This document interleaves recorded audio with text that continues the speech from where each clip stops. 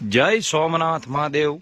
રતનપર સોમનાથ ધૂન મંડળ દ્વારા આજે જૂના જંકશન રોડ ઉપર આંકડિયા હનુમાનજીનું મંદિર છે, ત્યાં પરબ માટે 2 કોઠી, પારેવા માટે ઝાર અને પક્ષી માટે પાણીના કુંડા. આજની સેવામાં તમારા ધ્યાનમાં પણ આવી કોઈ જગ્યા હોય તો રતનપર સોમનાથ ધૂન મંડળનો કોન્ટેક કરજો.